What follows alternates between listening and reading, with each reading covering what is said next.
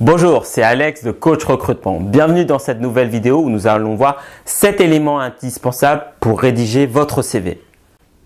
Vous vous êtes sûrement demandé comment rédiger un CV. Voici les 7 éléments indispensables pour vous démarquer des autres candidats. Premièrement, la clarté. Voici un pilier évident, mais honnêtement, j'ai dû voir passer des centaines, si ce n'est des milliers de CV qui ne donnaient vraiment pas envie de lire. Pour un poste donné, un recruteur peut recevoir des dizaines, si ce n'est plus de CV pour le poste auquel vous postulez. Celui-ci traite certainement en parallèle, en plus, plusieurs recrutements en même temps. Il faut donc au maximum lui faciliter la tâche et que vous lui donniez envie de lire votre CV et d'approfondir ce qu'il y a dedans. Les informations doivent être importantes, doivent ressortir. Vous pouvez par exemple utiliser le gras pour mettre en avant les éléments que vous pensez correspondre au poste. Attention cependant de ne pas abuser trop du gras. Trop de gras tue le gras. Donc ça c'est le deuxième conseil, n'abusez pas trop de couleurs également. À moins que vous ne postuliez pour un poste atypique, pour une entreprise atypique, trop de couleurs tue la couleur. Cela peut donner un effet désagréable pour le recruteur et cela dès l'ouverture de votre CV. Qui plus est, si vous abusez de couleurs agressives ou trop claires. Cela rendra votre CV illisible. Donc, privilégiez 3 couleurs maximum, un peu comme vos vêtements au final. Au-delà de 3 couleurs, c'est une faute de goût. Troisième conseil, vous devez avoir un CV détaillé. Ce point-là, c'est celui que je préfère. On entend toujours les recruteurs dire « votre CV doit tenir sur une page ». Mais si vous avez 10 ans d'expérience, comment vous voulez faire tenir 10 ans d'expérience en une page ? C'est une règle à ne pas suivre si vous souhaitez faire la différence et décrocher le poste que vous convoitez. Si vous avez plus de 4-5 ans d'expérience, vous pouvez avoir 2 pages de CV, il n'y a pas de problème. La règle de une page est vraie que si vous êtes junior, mais elle n'est pas applicable lorsque vous avez déjà de belles années d'expérience derrière vous.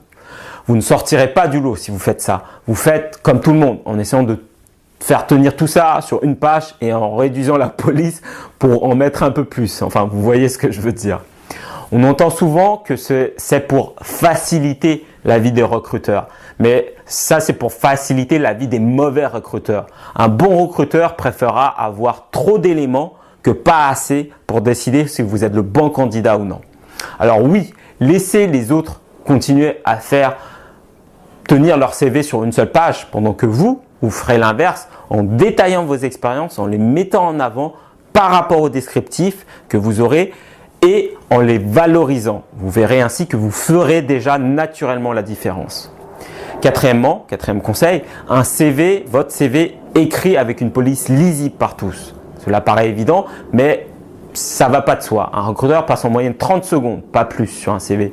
S'il doit en plus se forcer pour lire votre CV ou changer la police lui-même, cela n'est pas agréable. N'oubliez pas, votre travail consiste également à faciliter au maximum la vie du recruteur et rendre la lecture de votre CV le plus agréable que possible. Cinquièmement, mettre une photo.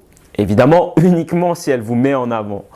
On me pose souvent cette question, dois-je mettre une photo ? Ma réponse est la suivante, oui, si elle vous met en avant. Pas plus tard qu'hier, mon ami m'a envoyé son CV pour que je lui donne mon opinion. C'est une belle femme. Pourtant, elle tirait la tête comme les détenus qu'on peut voir dans les films américains.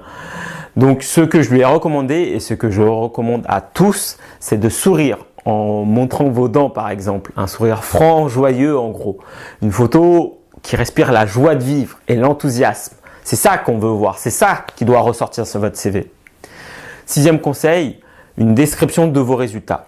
La plupart des personnes décrivent les tâches qu'ils ont réalisées au cours de leur expérience. Ce qui est bien, mais ce qui est mieux, c'est également de décrire vos résultats et ce que vous avez apporté à l'entreprise. Par exemple, si vous avez été commercial, il serait bon également de mentionner quelques éléments complémentaires qui démontrent votre performance commerciale, vos résultats. Par exemple, dépassement des objectifs annuels de 120%, profitabilité des contrats de 33%, la moyenne des autres commerciaux était de 22%, ouverture de 5 nouveaux comptes clients, élu meilleur commercial de l'année, etc., etc. Bref, mettez tous les résultats que vous avez obtenus et qui vous mettent en avant.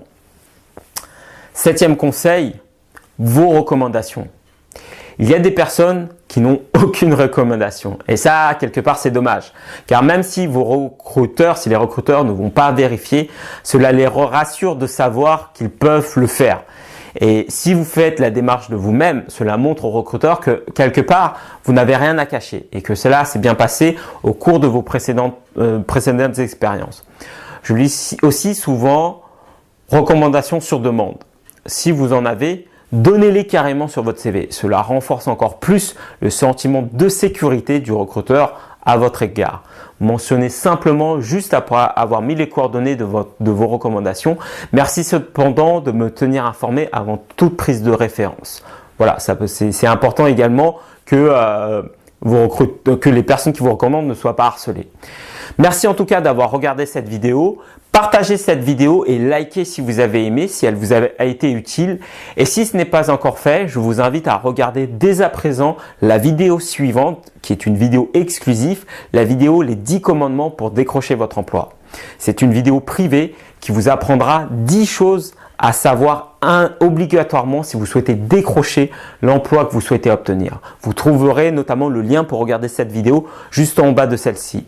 Merci encore une fois d'avoir regardé cette vidéo et je vous dis à très bientôt, à très vite et à tout de suite même de l'autre côté pour la deuxième vidéo.